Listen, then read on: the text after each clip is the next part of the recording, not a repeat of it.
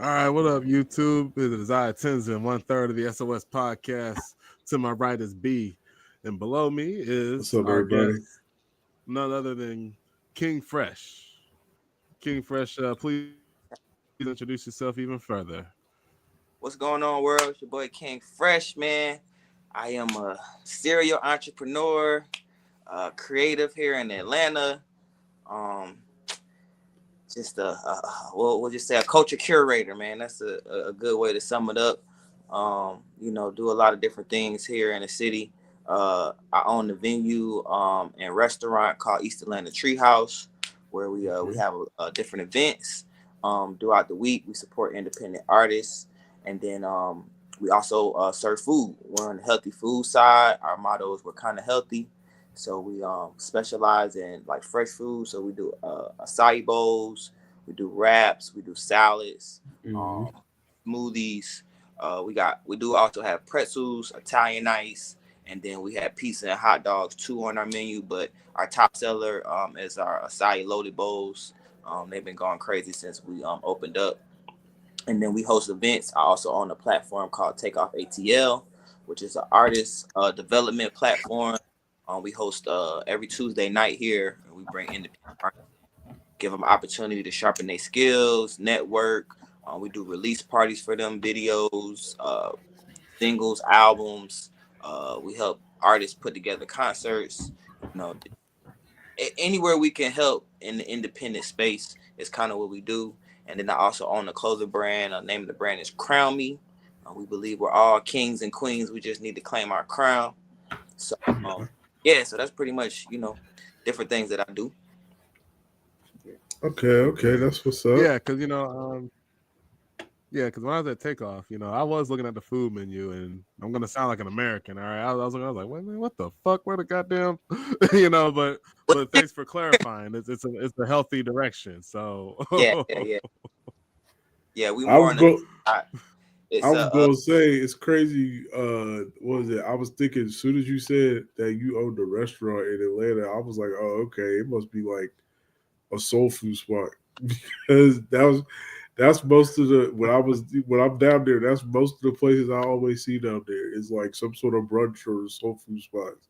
But that's yeah. cool. Yeah, the healthy food and everything. How long you guys been over with that? We've been a restaurant for 6 months. I've been in this building 10 years doing events. I purchased the business 4 years ago, and Okay. 6 months ago we converted into the restaurant and bar and venue. Okay. And with the healthy food, yeah, everybody because things like you said, it's soul food, it's fried food. We're in the East Atlanta Village, which is like a restaurant and bar district, and Yeah. so everything out here is either fried or not really healthy. You know what I'm saying? I'm a more of a conscious eater, so I wanted to provide that, bring something healthier to the village. You know what I'm saying? Something, and then Okay. also late night. So we stay open anywhere between 12 to 2 a.m. with this variety of healthier, fresh foods. Okay. All right. Yeah. So, what was it? You said it's been open 6 months. What's like? What's one of the biggest like eye openers for you as like a recent restaurateur that you wasn't really expecting when you was first getting into it? Man, to be honest, like the restaurant thing was not like a a top priority or goal for me. I Uh really huh. just have a bar and venue, to be able to continue to do my events and focus on the nightlife. And I had to pivot and create the restaurant because the area that we're in, you can't just be a bar. You have to Yeah. serve. And so I knew from being in this neighborhood for so long that it was a void when it came to the fresh food. So I Yeah. wanted to fill that void. And I guess what you could say as far as to answer your question, um, it's a lot of work, Yeah. and I think a lot of entrepreneurs have to go through that. A lot of people that aspire to be entrepreneurs or open up their own business, it's always a lot of nuances behind the scenes that you don't see. People Yeah. see the face of the business and they like, oh, I want to do that, or yeah, That's something that looks Right. easy. You know what I'm saying? And it's a lot more that goes into it on the back end or whatever. And that's probably the biggest thing. But I'm very grateful to know that there are a lot of people out there that are similar to myself that will get a smoothie at 12 o'clock at night. Will Right. order something fresh versus chicken wings and fries and stuff like that. So Right. another kind of surprise, like the acai bowls. Like I didn't even get, that was the last thing I added to my menu was the Right. acai bowls. I put on the acai bowls 6 months ago. Like literally we were putting the menu together, and that was the last thing I added because Right. I put on them, and I was like, man, this would be something great to add to our menu. And I've been just shocked at how people just love them so much. So Right. probably a couple of things that I didn't really anticipate. Now I know you had said too that like you had like a bar or a menu attached to it too. Now, do Mm-hmm. you serve that same food over there, or do you serve? Yeah, it's all Okay. one space. So like it's not separate. Okay. And yeah, that's all we serve. All day. Our normal hours, if we don't have events, and You cut out a bit. I'm sorry. I said our normal hours is 12 to 12, Okay. and so we serve that food all day long, and then even at night, when it's a club event going on, that's the same Yeah. thing. We kind of, it's almost like we force people to be healthier. If Okay. you Okay. And then you said for the club things, that's is that by event, or do y'all always operate as like a club? Like so at be, uh, previously, before we just got our liquor license in December. okay. So previously, before that, we were just a private event space. So we will only open up. Well, before we did the restaurant, we will only open up for private events. So then when we opened up the restaurant, that made us open up every day from 12 to 12. And now that we Okay. had we're in February, we'll have events 7 days out of the week. Okay. Yeah. So let me ask you this. So is what it's called Treehouse? Yeah, East Atlanta Treehouse. Now now is that the same space as the Union was, or is the Union a Yep. different place? Nope, Okay. same space. Just So you bought new the owner. Union. Okay. Yep, I bought. Yep. So same space, just a new owner.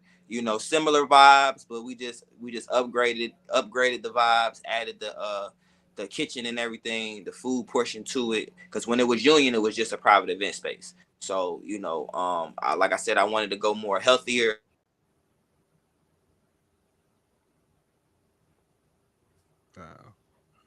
Hello? Hey, you froze up a bit, sir. It Yeah. yeah, it froze. Okay, you can hear me now. Yeah, no, yeah, we got you now. Yeah. Yeah, but yeah, we just I converted it from Union, which was just like I said, just a private event space, to a full restaurant and bar and now venue. Okay. Yeah. So now, when I started going to the open mics that you would throw, it was under a different name known as like Level Up back then. So like, what was, Yeah. and it was at a different place. What was Yeah. that other place called? So Warehouse or something like that, or you were what I would consider as an OG, man. If you know about Level Up, I actually started Level Up at department store on Edgewood, department and it's store. like 2012, 2013. And then when department store closed, I kind of was one of the first promoters or curators there that got the heads up. So I immediately pivoted and moved down to the warehouse, which was off of Arbor Avenue. And that's what you're speaking of. So Okay. the department store closed on a Thursday. We did take off on that Tuesday. They closed on Thursday. By the up and coming Tuesday, I had moved the event to the warehouse. And so that was Oh. Level Up. So when it was Level Up, I was actually working under a company called the Dirty Boy Social Club. And I remember that thing. yeah. So I was a part of the Dirty Boy Social Club, and then in 2017 we parted ways. And so when we parted ways, I started my own brand, which is Takeoff ATL. Okay, because I remember, because I got on, because it was 2016 when I first came, and it was the warehouse, I believe. Yeah, it was the Um, yeah, it was interesting my first time. I remember I asked somebody about the event. It was some random person. Hey, is this where the open mic is? And instead of just saying he doesn't know, he was like, "Why would you ask me? Do I look like I know?" So I just played along with him. Like, yeah, actually, you do. You look like it. I mean, you look all hip. You know what I'm saying? So anyway, it was interesting. So, but I remember, yeah, like, 'cause I used to always wonder, like, because you had a co-host named Sky High, like, too. So he was uh-huh. part of that Dirty Boys thing. Yep. Sky High was part of the Dirty Boy Social Club. Yep, he was actually a member way before me, and he was the original host of Level Up. Um, I was like, you could say I was like a manager um of the Dirty Boy Social Club, so I helped manage the night, and he was the host. So I helped bring the structure to the event and organize it, and he was the host. And then we also did Bonfire ATL. I was one of the original members of Bonfire ATL. So once Bonfire kind of got going, we made a pivot, and I used to host Bonfire. And so we pivoted and moved Sky High to in the band that we had at Level Up. We moved the band and Bonfire, and I started hosting Level Up, and basically running the whole program or whatever. But yeah, Sky High, also OG, on the scene or whatever, and he contributed a lot to Level Up started, and and I kind of took over, and then it kind of transformed into what it is today. So like what so I guess like what inspired y'all to do this? Because I mean, because this is like one of the reasons why I always wanted to talk to you. Because I respect the fact that you do curate and give artists a platform. So like I guess like what was the origin story behind the idea? And your camera cut, I think. Yeah, you went black, sir. Yo, Yep, there you are. Yeah. my bad. Yeah, you said your question was what inspired us to do it. Yeah, what got like the gears grinding to be like, wait a minute, hold on now. We can put on a event for artists to get out there, So, so to so speak. basically how it started. Sky High, Sky High is an artist. Um, our the leader of the Dirty Boy Social Club, his name was Dirty or Jason Williams, but everybody called him Dirty. And then his cousin actually owned department store, and Okay. they were basically trying to program and fill in the days of the week at the department store. So Dirty came up with the concept of doing an open mic because the Dirty Boy Social Club was basically, a collective of creatives. A collective of different creatives. One of their staple events was at MJQ, which Sky High also worked there at You cut out You cut out. again.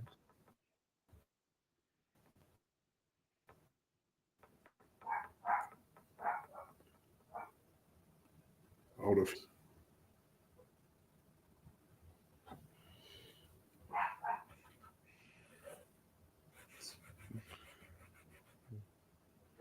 You Give with me a us? second or two.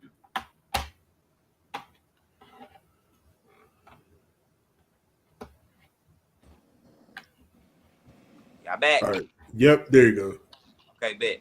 So yeah, they was just a part of the creative community, and it was like basically filling in the void, filling in the void when it came to a space and place for artists to come and perform, and then also filling in a night at at the department store, which was, wound up being Tuesdays. And it was just like a combination. It was like the perfect storm when it came to department store, with all the different creative people that were coming through there, and what we brought to the table, as a collective, as a you know as a crew or whatever. And so it kind of came together. Sky High, once again, he's an artist. He worked with bands and stuff like that in the past, so brought the band element to it, which was also different at that time. Like, there weren't no open mics that had bands outside of like maybe the Apache, but I don't even think they were like doing bands like that, and giving artists that opportunity to perform with a band. And so it just, and then it kind of grew from there. It got so big that's where I had to kind of step in to help organize it and create the structure. And then it just can continue to grow. And then if you know anything about a department store, that was just a place where creatives just hung out, artists just hung out. It was like, real Atlanta. It's also the beginning of the era of the SoundCloud rappers and stuff like that. So it gave the internet rappers a place to actually come and, not only hang out, but to perform, sharpen their craft. And then a lot of those artists, are still legendary to this day. You know what I'm saying? R.I.P. OG Mako, who just passed away, but he was a product of the department store. And, Fat Man Key, McConan, Rich the Kid, 21 Savage, JID, like the list is long. It's actually a documentary floating around right now. If you go to R Bar ATL, if you go to their Instagram, they just posted it like last week or something like that, and you could kind of get a little bit more backstory on the department store. But we were one of the first promoters over there, for sure the first promoters doing a open mic. And it just exploded, man. And like, the McConan song Club going up on a Tuesday, that was about my open mic. You know what I'm saying? That was about the department store. Wow. Yeah. And so that's how that song, came about or whatever. And then, like I said, a lot of those names of people that I named, they were all influencers and like I said, SoundCloud rappers and stuff like that. We can't forget 2-9 as well. And so it was just, once again, it was just like a perfect storm, man. Looking back on it now, it's so crazy because when it was going on, no one had this intention. It wasn't like, this is what we're doing. Everybody was just doing their own thing and just taking advantage of the opportunity of the venue. And it was just, we really changed the landscape of Edgewood still to this day. Like, Edgewood is what it is. A lot of that has to do with what we did over there at the department store. What we did on a Tuesday. Literally, we had the club going up on a Tuesday. You could go in there on a Tuesday night and it looks like a Saturday night. You know what I'm saying? But it's the top of the week. It's Tuesday. But that's just the kind of influence that place had and the kind of vibe that we brought to the table. Now, can I ask you, what was the significance of doing it on Tuesday? It was the available night. Oh, okay. All right, yeah. That's just that simple. It was an available night. Like, when you're running a venue, and I can speak from being a venue owner, stuff like those nights, they can be considered almost fillers or whatever. You don't really want to have an open mic on a Friday or a Saturday. People don't necessarily want to hear that. They want to turn up to their favorite top 40, whatever girls want to twerk. Like, everybody don't sit around and listen to, what I'm saying, new artists they ain't never heard before. So, like, shit, ain't nothing going on a Tuesday. Like, if 10 people there, that's better than if it wasn't an open mic, because there probably wouldn't be 10 people there. But luckily, once again, with that perfect storm, it wound up being one of the biggest nights of the week, outside the weekend. You know what I'm saying? Like, Tuesday was a staple, like, for the community, for the neighborhood. So it was just an open night, and we just, really leaned into it. We was consistent. We had quality. You know what I'm saying? Very professional. That's one of the things that I really, I really strive to be as professional as possible. You know what I'm saying? No matter Right. no matter what I'm doing. So people respected that, and Yeah, because I was gonna say I like your opening mantra. Before each event. What do you say? You say respect. You said respect each other and respect yeah, yourself. Something like that. respect yourself, and respect all the others in the room. Mhm. You know what I'm saying? Like Yeah. we look at it, I look at it as, we're a community. You know what I'm saying? We're a family. We're here. It's not a lot of open mics are real stiff. People come in there with a mind frame of almost like competition. Like we don't Yeah. rock like that. Like if you in here, we family. So when you go on Yeah. and perform, we gonna give you good energy. When I go on perform, I want you to give me that same energy. When you get off the stage, we gonna network. We gonna chop it up. And a lot of relationships and that are still to this day, thriving relationships came from that environment that we Yeah. created. So, what I'm saying? It's all about love and respect. Like we're all fighting to get somewhere with this, and we're stronger together than we are apart. Right. That's what's up, man. See, I'm not really familiar with Atlanta or like that. I'm from Pittsburgh. So like when you mention a lot of this stuff, this is all like eye opening for me. So Yeah, like you said, like the departments was like a club, right? yeah, Or yeah. okay, yeah. No, that's so like it's no longer around no more. Nah, man, it lasted about 2 years, Okay. and then it closed down. But the impact of Yeah. those 2 years or whatever, like I said, are still felt to this day. Yeah. No, that's what's up. That's what's up.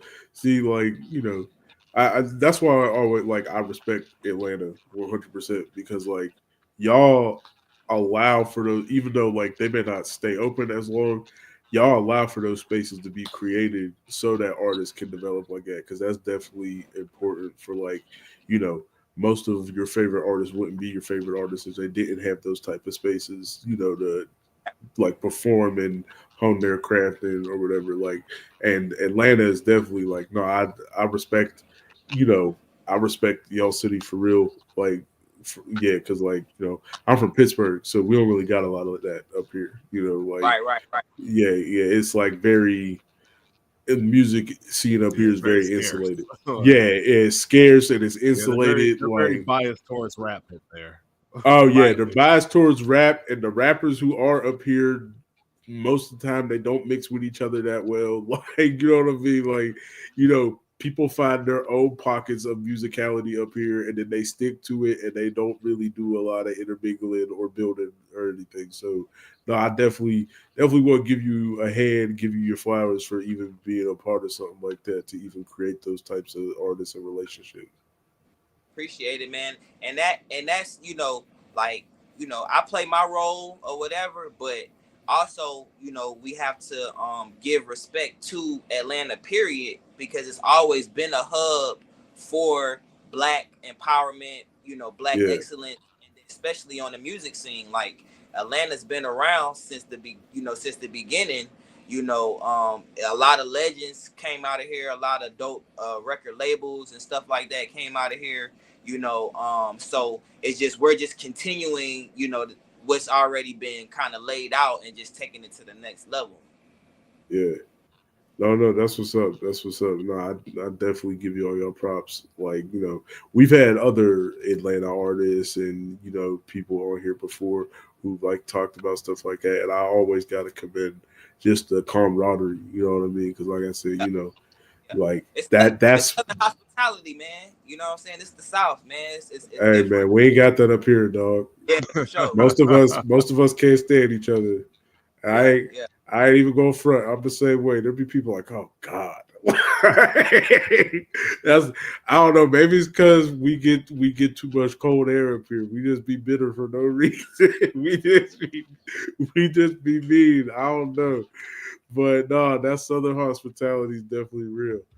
But then again, y'all I got the mean, cold now. I'm about to say, wait, y'all got the cold oh now. Y'all about shit. to start being mean.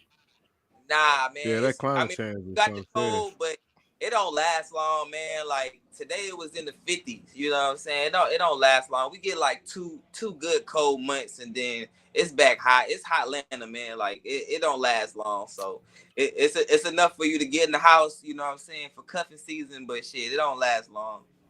2 cold months, boy. I can't even imagine that. Shoot, we be having cold summers most times. Man.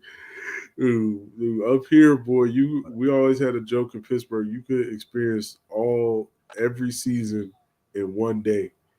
Yeah. You could come outside in the heat, bring your umbrella for the warm. Might be cold, so make sure you bring a jacket. You know what I mean? Like you can experience every season up here in one day. Nah, for real. We get it like that sometimes too. It be the weather. The weather in Georgia is bipolar. You know what I'm saying? It's Right. bipolar in those later months in the year, in the going into the first quarter. But once again, it just don't last long. You know. Yeah, man. But yeah, but like King Fresh said too, like, the open mic is definitely a place to hone your skills because, B, let me tell you, I had some mishaps, you know what I'm saying? I don't know if King Fresh remembers, but so young Tenzin did not know that beats had to be mixed, right? So Oh I got on man. that stage, the fucking monstrosity that came out of those speakers. I rapped my lyrics, Yeah. but I was embarrassed on the inside. And I Yeah. remember Fresh, Dang. he came up, he like, gotta mix your beats, folks. I was like, No. I had Oh some mishaps, no. man. Like I haven't had a standing ovation yet, but I mean, I always had some people dap me up, like even after that little mishap. But nah, man, it was always a cool experience. Nah, that's what you Like, need. You know what I'm saying? Yeah, we a yeah, community, so that's other places they would have just let your ass bomb, and when it gave constructive criticism or nothing like that. But that's Yeah. the beauty about what I built. You get that constructive criticism, you still gonna get some love, and then shit. A producer or something might pull you to the side, like, yo, I can mix your shit for you or whatever, or point you in the right direction mm-hmm. and to get it right, because we want to see you do good. It's like, shit, if we gotta Yeah. listen, at least Right. let the shit good. Or Well, that's the not. thing though, because that stuck with me, right? So I ain't performing at Takeoff in a minute. Yeah. So the previous, what was it? The 23rd? Was that the last one? The December? Was that the last one Yeah. of 24? Yeah, and we'll be Yeah. So back. I went to that one. Yeah, we'll be back the first So I week went of to February. that one. Like, I'm sorry. Go ahead. No, we'll be back on the first week of February. I needed to take a break to organize some things. Like I'm leveling up. No pun intended, leveling up the platform, and we're taking off to new heights. So, no pun intended. This year, so You I gotta needed. own the puns, man. Yeah. I needed a month to kind of get things together, but yeah, it's a lot of great things that are coming down the pipeline for the Takeoff ATL, and now it's the Takeoff Network. Like I said, we're expanding. Uh, What's yeah, because I so remember, like you said, you do releases. I remember there was like a video release the last Mhm. time I was there, I believe. Yeah, so when you say you building a network, you probably talked about it before, but I was hoping you could expand just a little bit on that. Like what does that entail? The Takeoff Network.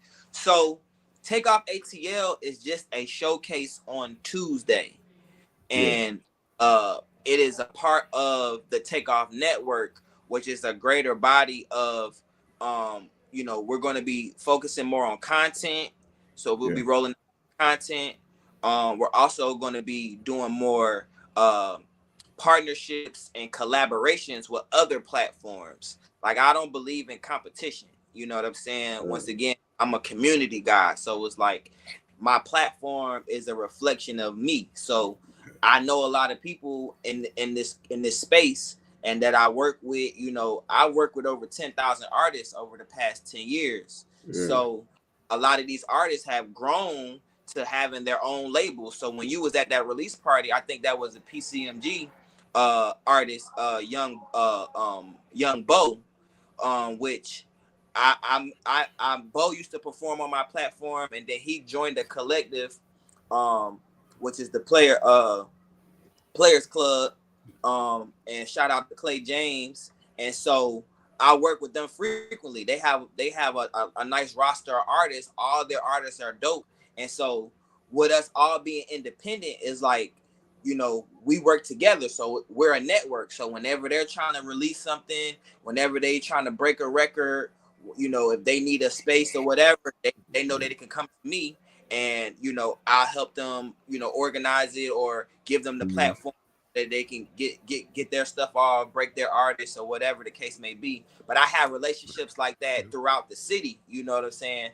And so it's basically opening it up to more people, like I said, doing more collaborations. And then one of our other goals is that we're going to actually start traveling and going to other cities and bringing what we're doing here to other cities. That'd be dope. Yeah. Can you imagine, like, try as you might what's up up? here, Be like, can you imagine though? Like, hey, yo, what up, Des Moines, Iowa? Take off. Yep. You know what I mean? I can see it. Hey, you can off, try do it up here, bro. That's what I was about to say. You try hey, man. All I need is just one person in the city, man, that can kind of help, find a space and place and be a mouthpiece, for what's going on, and we'll handle the rest. Yeah, it's all about growth, and once again, my goal is to help independent artists as much as I can. And so once I realize, where the voids are, we fill them voids. Artists, I've been doing this for over 10 years. It's only so much you can do in your city. You know what I'm saying? Right. You got to get outside of your city. So it's like, shoot, we'll take off ATL, take off network. It has to get outside. So, I'll reach out to my different people in different places and like, hey, we're going to bring some artists to your city. We want the best artists in your city to come, and let's let's match up. Let's come together and put a good show, once again, that networking opportunity, so we can have artists from Atlanta performing with artists from Pittsburgh, whatever city that is, and we cross marketing. That's how the game goes, and that's the best way for you to grow. But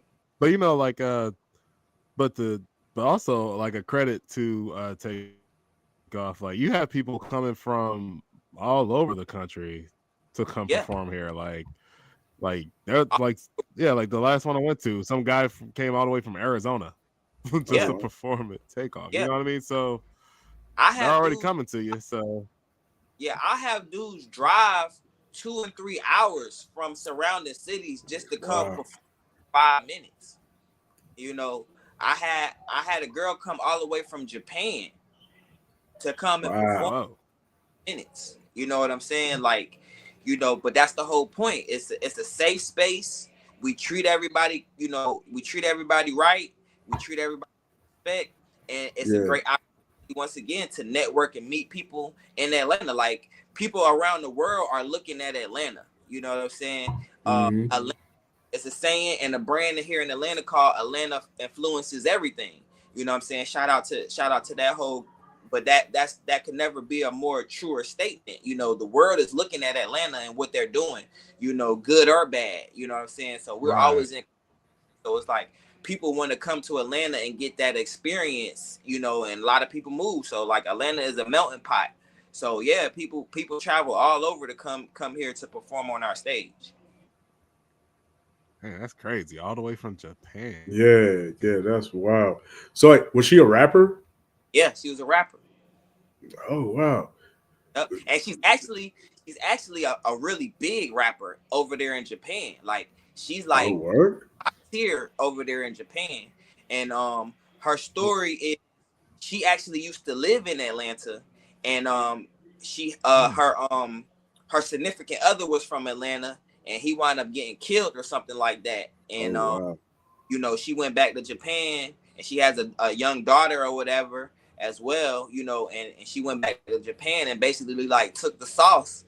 She took the sauce and everything she learned here and took it to Japan, and now she's like one of the biggest female rappers out there in Japan.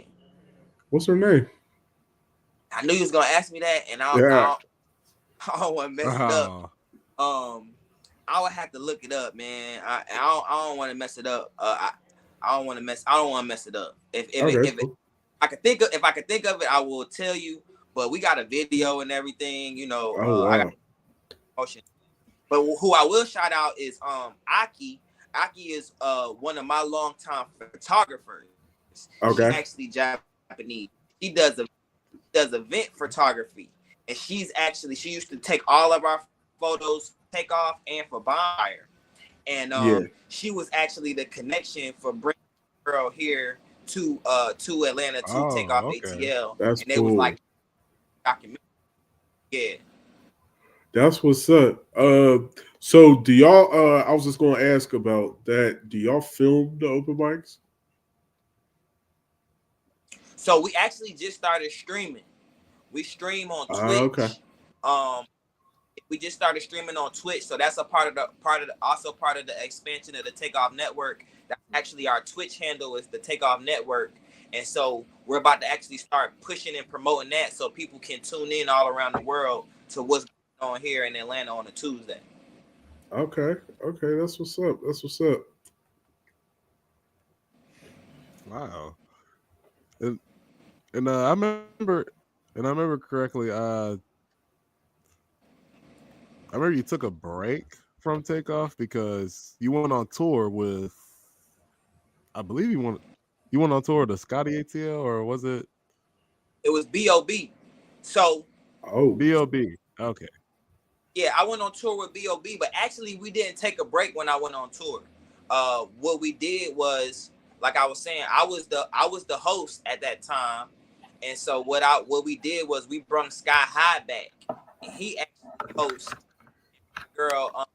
My girl Momo, she filled in as the manager, and so her and Sky High basically ran Takeoff while I was on tour for like 3.5 months. But when I took my break, it was well after that. I took my break. I was just going through a transition with my team and my staff, and just where I was, you know, in my personal life, and you know, it was just a lot of different things going on. So I needed to take a break and kind of get my business affairs and stuff in order.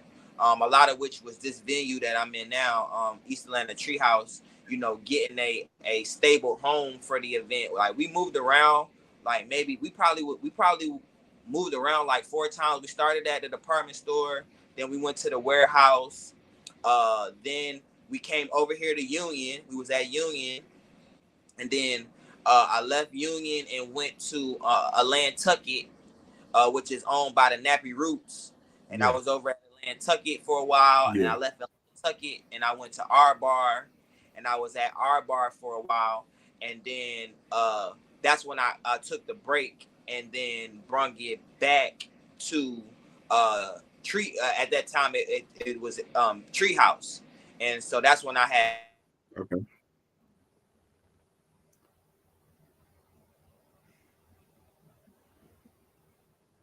He freeze for you too? Yeah. Y'all back? There you go. Yep. You're good. So yeah, so I bring it back here to Treehouse, and this would be our permanent home here in Atlanta. You know, the other thing about, you know, going back to what I was saying about, you know, why it's on a Tuesday is that the open mic, it really doesn't make money. You know what I'm saying? It's not really profitable for the venue. Right. You know, so venues, you know, might not want to house an event for free or house an event that's not going to yield them a lot of money at the bar. And so with owning my own venue, like I love what I do and I'm passionate about what I do.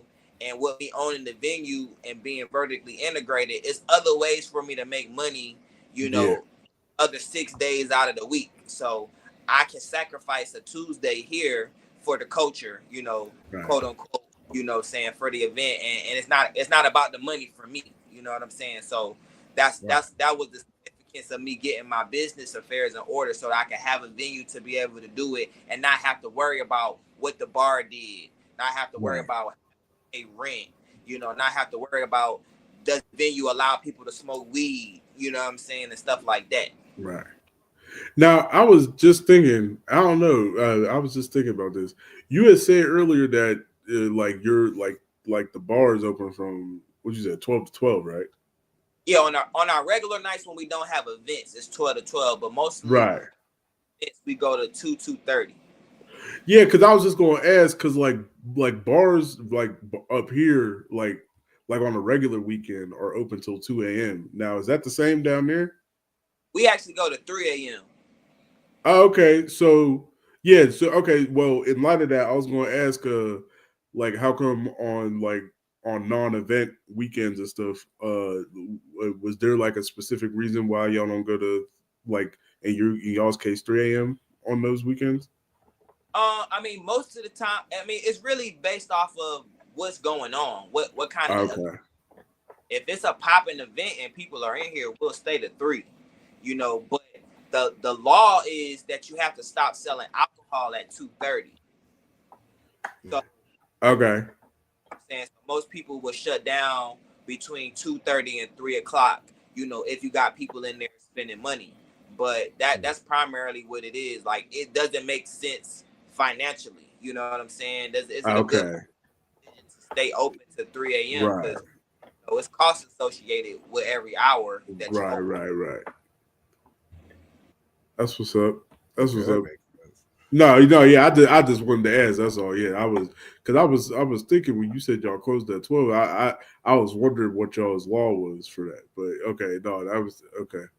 Yeah, that's just our day-to-day restaurant hours. It's 12 to 12. But like I said, come February, pretty much every night, if it's people in here, we'll be open to 2:30.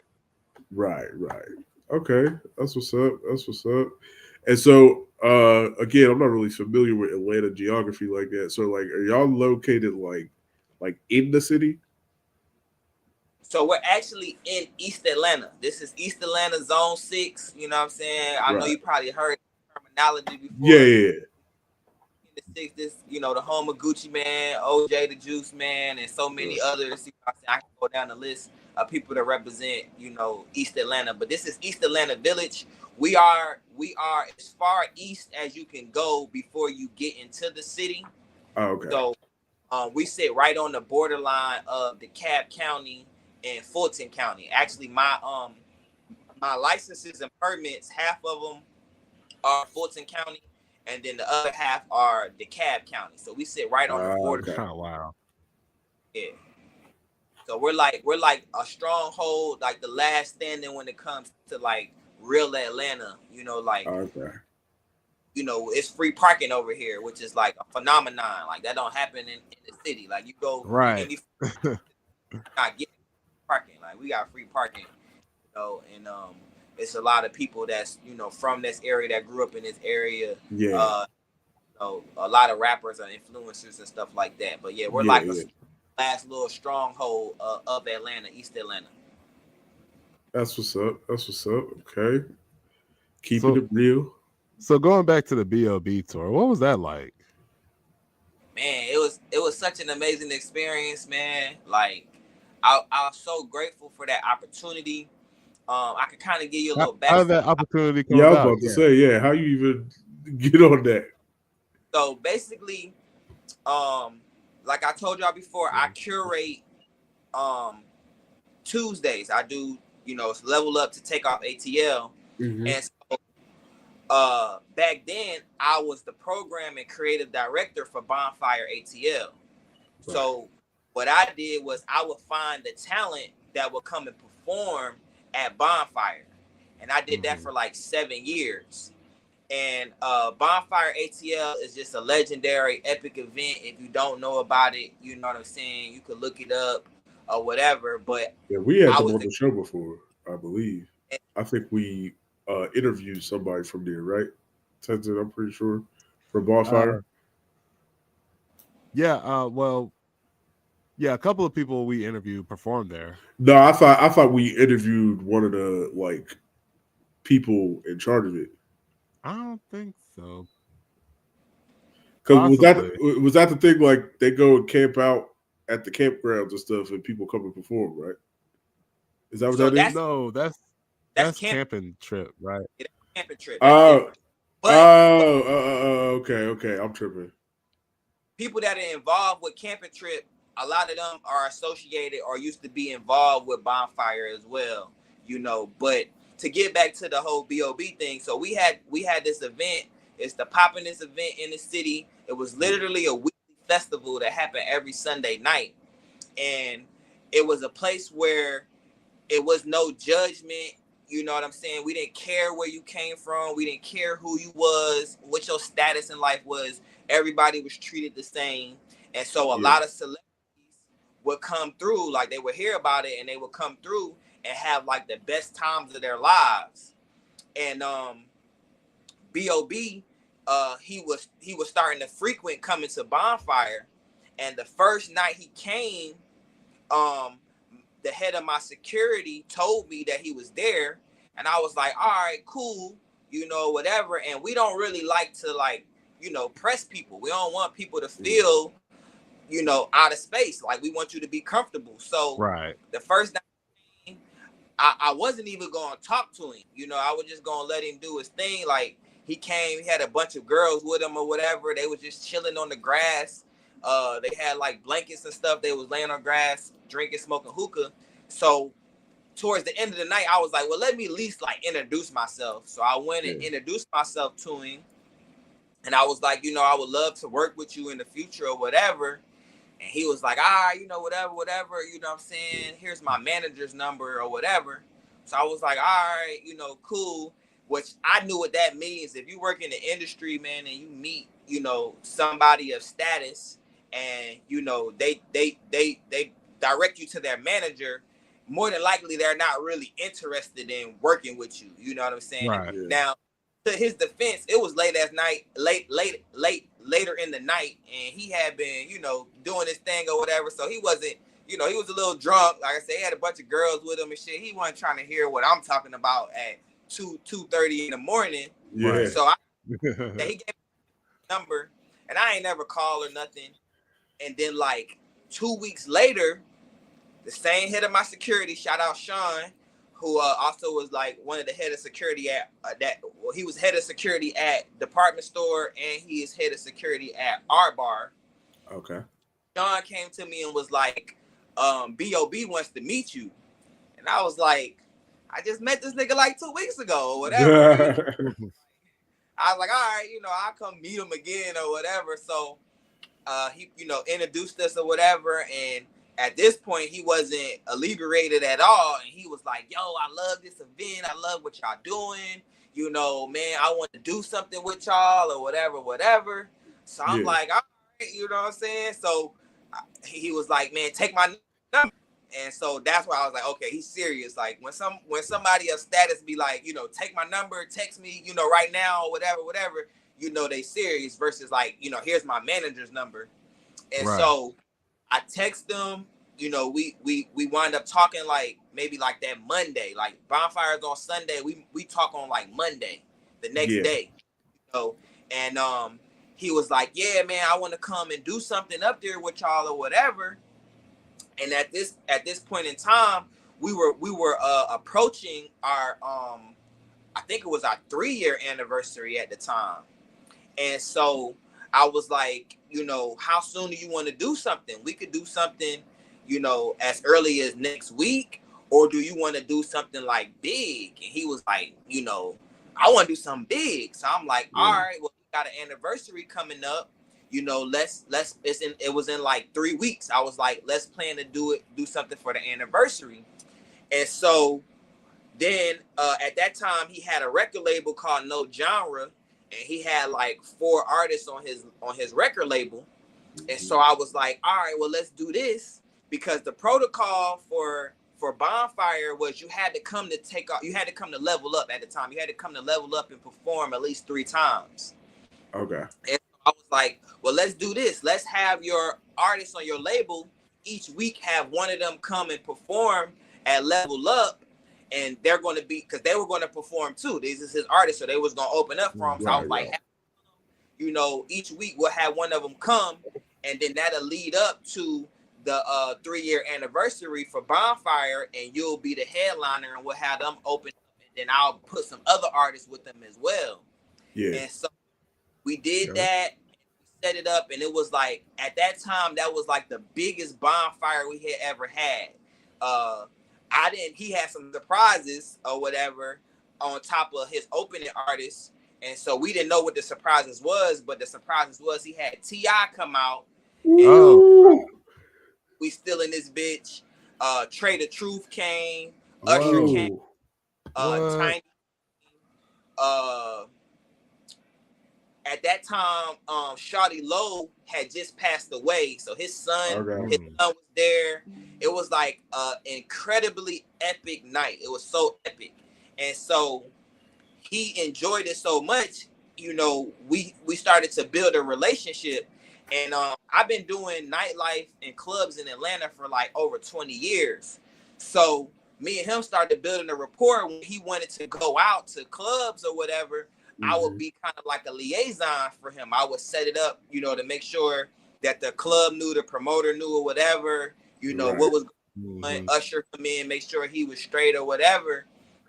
And basically he just kind of gravitated to how I handled things.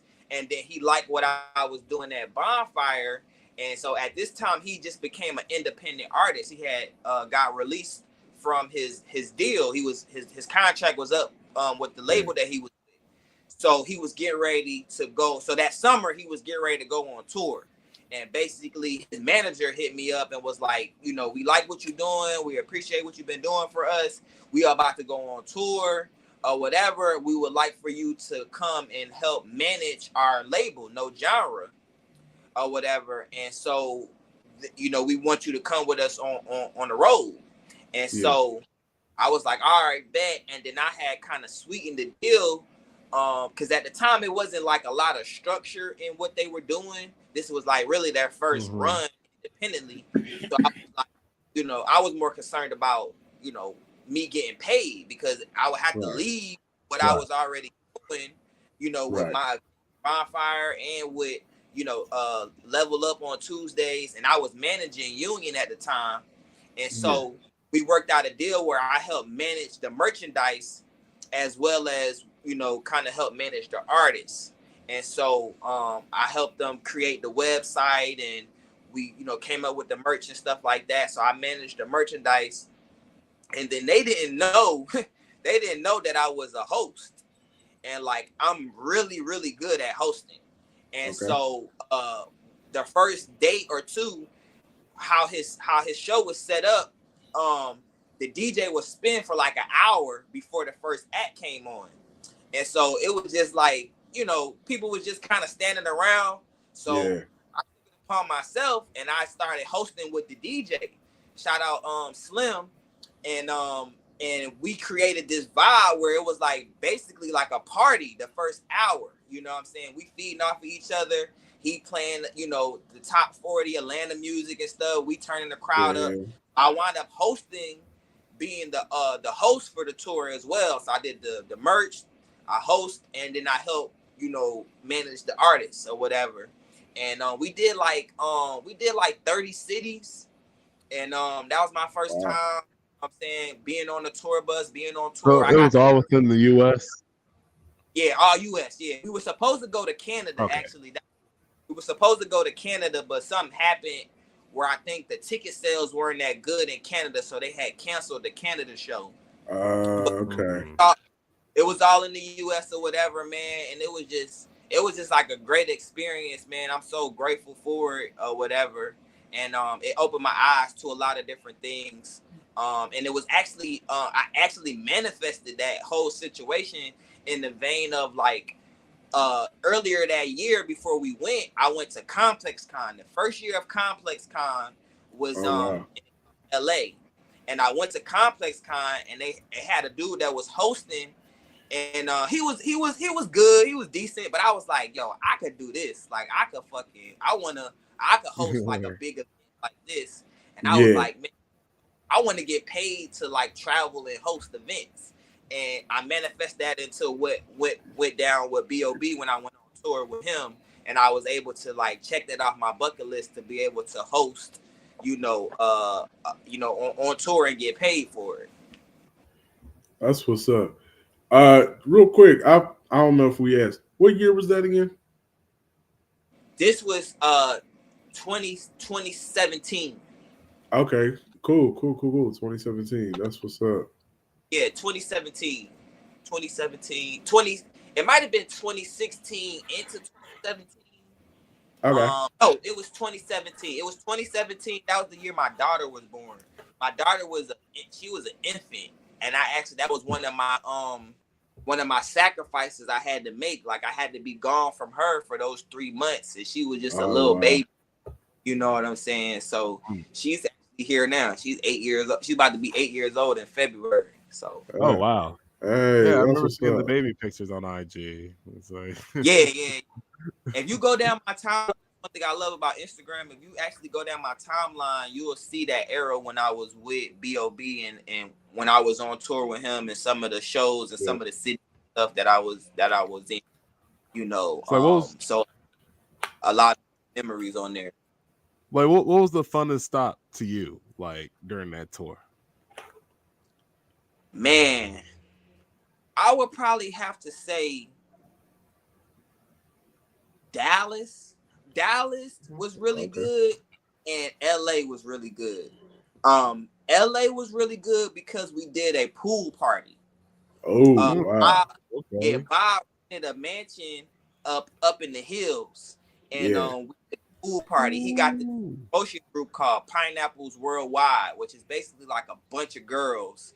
Bob is known for pulling up wherever he's at with like 20 badass, females, and so different parties here and there, and so we did one in LA in this mansion, and so I got to host that, and like when I go out with Bob, it'd be like 3 or 4 to like 20. Could be three or 4 dudes and like 20 girls. That's crazy. Like a reflection of that. And then Dallas was a really big show, and I got to like when you're on tour, you have like kind of like the equivalent to like a layover. Like the bus driver can only drive so many hours, and he has to sleep a certain amount of hours. Yeah, I've been in that situation before. Yeah. So we stayed in Dallas a little bit longer, and so I got to like go to the Galleria, and I got to meet girls, and like I wound up smashing a little bad Latino chick or whatever. Okay. So situation. Those two were probably like my most memorable, you know what I'm saying, trips. But it happens really fast because it's like you can have shows every night, or right.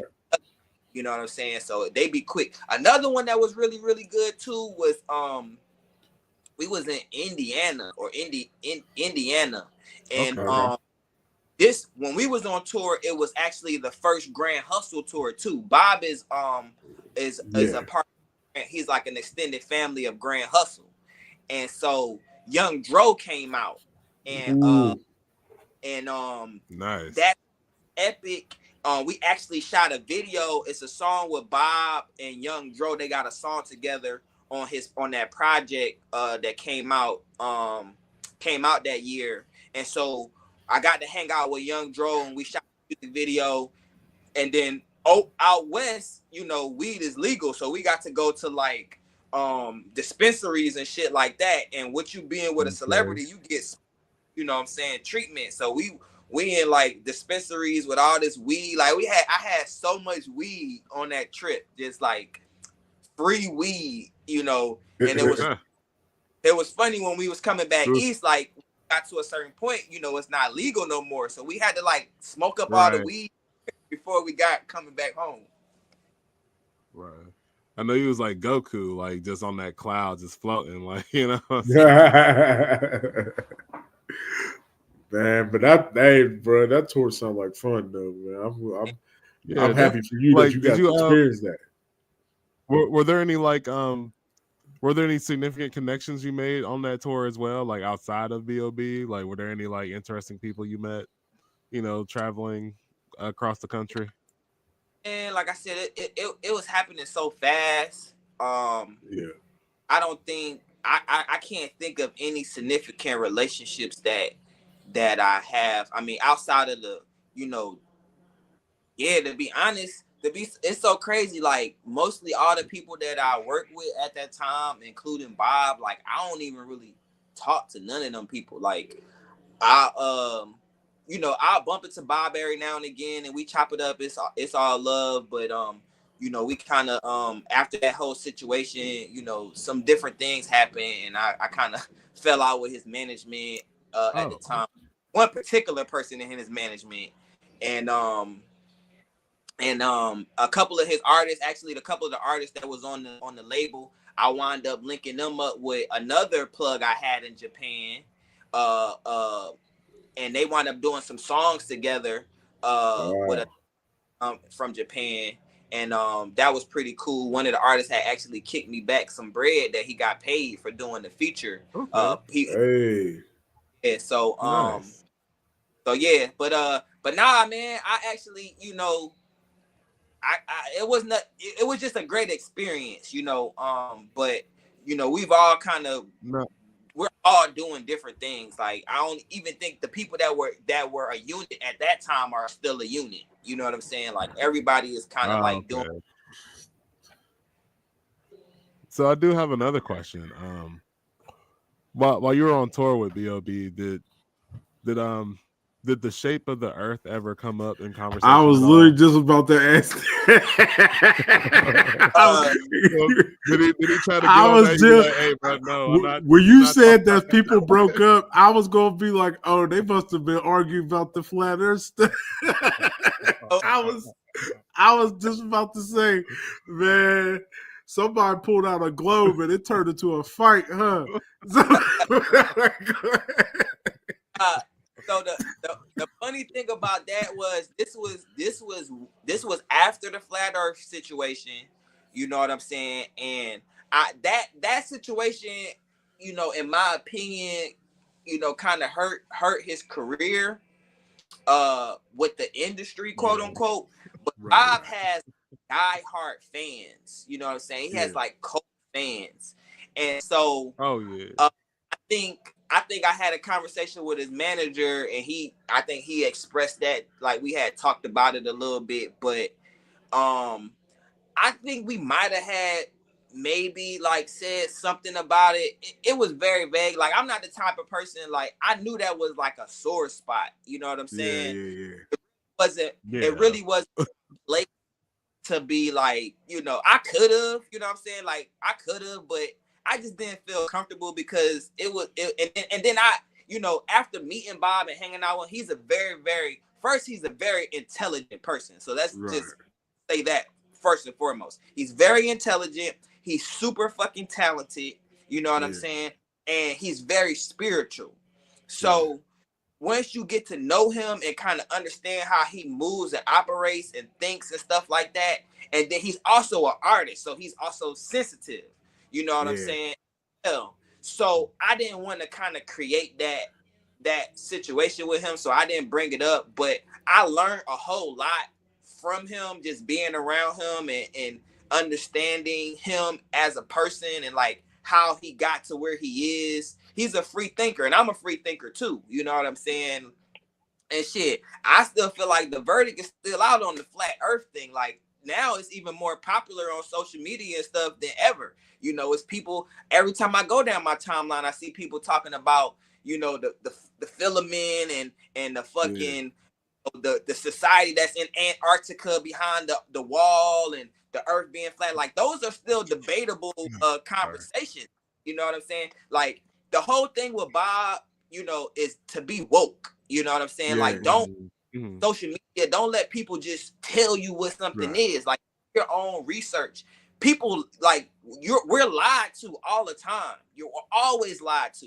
You know what I'm saying? The Earth could very much be flat. Like they said that they went to the moon. That's a debatable conversation. Did they really go to the fucking moon? If you look at some of that footage, it doesn't even make sense when you think about it logically.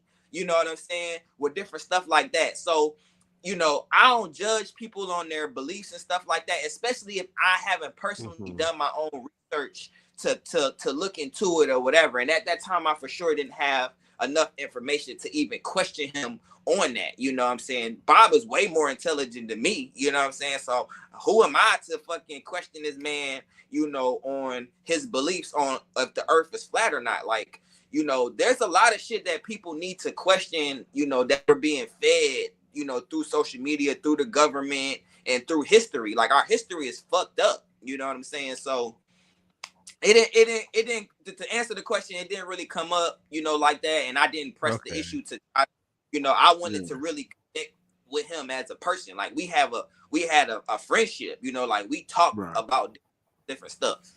Right. Yeah. No, that's what's up. That's what's up. No, that's how it's supposed to go. Yeah, and I respect all that, but intelligent people can believe in some wacky stuff. But no, that's really dope that you was able to have those open-minded conversations. To even be that close to B.O.B., I mean, that's pretty dope. Like, yeah, people don't, and Bob is a very, like, secretive, private person. He don't let a lot of people around him. You know what I'm saying? Yeah. So, yeah, to be able to, be that close to him, like anybody, with that amount of success, like Bob has sold over 30 million records. Like, he's traveled the world. You know what I'm saying? Like, he has done a lot of shit that some people won't even fucking be able to fathom. You know what I'm saying? And he is a wealth of knowledge, you know what I'm saying, a lot of different ways. So yeah, it was a great experience. And once again, I wouldn't want to tarnish that relationship with shit that don't really matter. It doesn't matter if the earth is flat or not. It don't fucking matter. He's a good, overall, he's a good person. You know what I'm saying? That's really what matters. His intentions and his spirit is good. Right. That's what's up, man. Weird too. Like, I'm not going to skip over. He is a weird person, at the same time. But I mean, if you're an artist, you got to be a little weird. You know what I'm saying? So I'm weird. Yeah. I'm just a little bit more on the more logical. I think I'm less weird than people, but I'm really weird myself. So, who are we to judge anybody about their beliefs and shit like that? That was the whole thing. I remember when that situation first went down. I laughed, obviously, but kind of what you said when it came to him losing opportunities, I thought that was whack. Because I'm like, there's people, there's artists who've been out here killing people, like, and they still got careers. Like, all he said was that, like, he didn't offend nobody. Like, them scientists did not care that he thought that the earth was flat. Like, they was, matter of fact, most of them was like, I don't listen to rap. Like, I don't care. Like, you know what I'm saying? Like, most of them didn't really. Like, nobody was really offended by that. So, no, I agree with you. Like, yeah, it is kind of messed up, like, how far people took that whole flat earth thing when he said it. Like, Same thing just happened to Kyrie. You know what I'm saying? Kyrie Irving, the same thing. He went through a lot of backlash and stuff like that. I think he's believes in the flat earth or something. Well, his wasn't really the flat earth. Where he messed up was when he got anti-Semitic. When he shared that documentary and everything, that was when everybody was like, all right, that was the one that got him in trouble. The flat earth thing, people laughed, but it was cool. But when you start sharing like crazy stuff, then it's like, all right, bro. Like, you know what I'm saying? Like, now what we supposed to do here? You know what I'm saying? Like, you gotta that's a line people need to learn how to tread. I think Nick Cannon got in trouble for something similar to that. And it's kind of just like, as an American, I think we all think that we can say or do anything. But it's like, when you at that type of position, you should probably run it past somebody before you start posting stuff. And that was kind of where them two got in trouble, where it was like, I don't agree with what they said, but at the very least, I respect their right to think it. However, the problem is you posted it on a public platform, and now everybody now we know that you think that. You know what I'm saying? That's where it's messed up at. Whereas like the flat earth stuff, yeah, that's fun. You know what I mean? You know, like sure, that's a little fun type stuff. But when you start getting into like talking about people's cultures and everything, then it's like, oh, okay, this is that ain't cool. Yeah, you know what I'm saying? Like, yeah, no. So that's where Kyrie messed himself up at. He started talking about a specific group of people. Like that's where that's a line I think a lot of like not even just artists, like people with a following period. Like I know even us, I know our following ain't really much, but like even sometimes on here, I'll have to catch myself like on certain stuff that I say. You know what I'm saying? Because like I truly like for the 10 people who be watching that day, I don't want 3 of them to be like, oh dang, what's up? You know what I mean? Like I know you felt that way. Like, you know. Nah, for sure. Yeah, you for sure have to be, you know what I'm saying, mindful of other people's beliefs and be, you know, PC, you know, be politically correct when you're right. We got a platform. Masses, because you don't know who's listening and how they Right. But on that note, well, hold on, wait. King Fresh, permission to be a Karen real quick. I got it. Okay. Yeah. So I know you get this a lot. I personally felt like the other artists had like forever and a day to introduce their tracks and what their name was. But when I got on that stage, I felt like the DJ was rushing me off. Like, what the hell? I was about to introduce the song. It's like, oh, you're playing it right now. Like, yeah. I was like, what? So how it's supposed to go is everybody has 5 minutes. And real quick, yeah, I'm gonna bump off real quick. I ain't feeling too hot.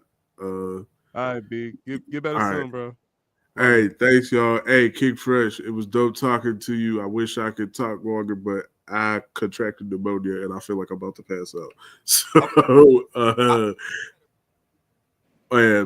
thank y'all, everybody. Catch y'all next week. Peace, y'all.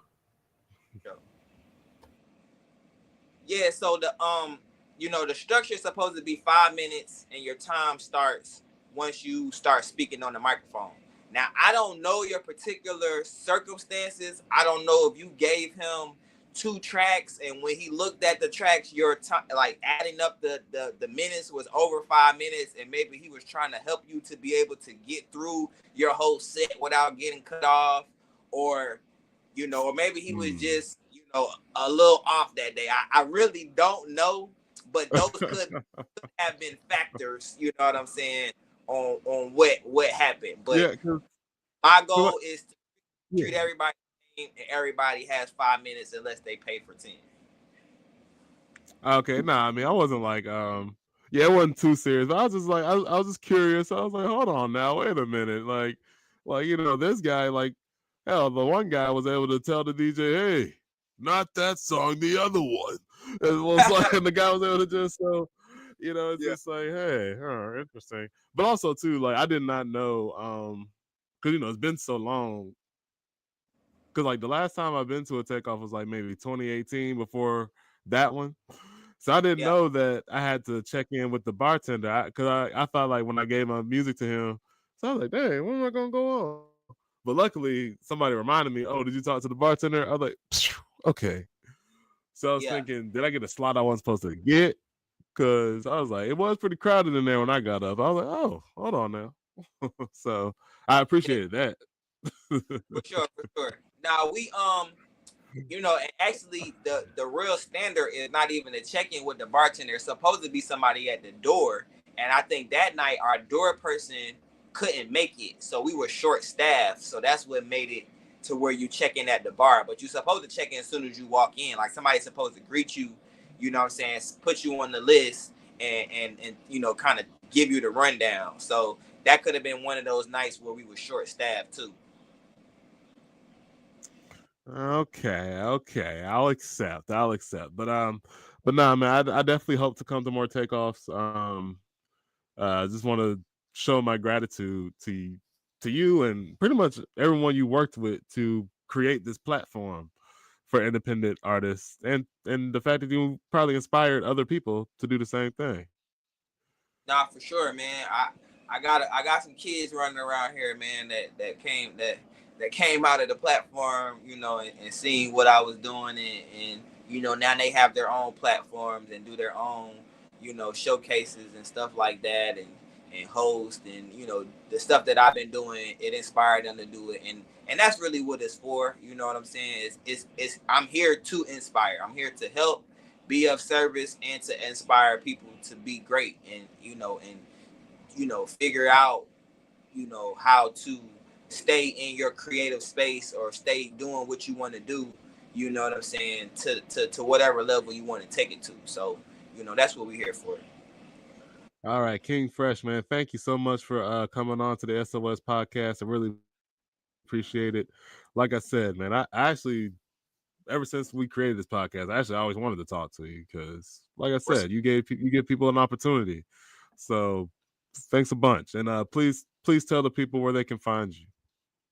Yeah, you can follow my personal Instagram is the number one Kings with an S, hands with an S, or that's one King Shans.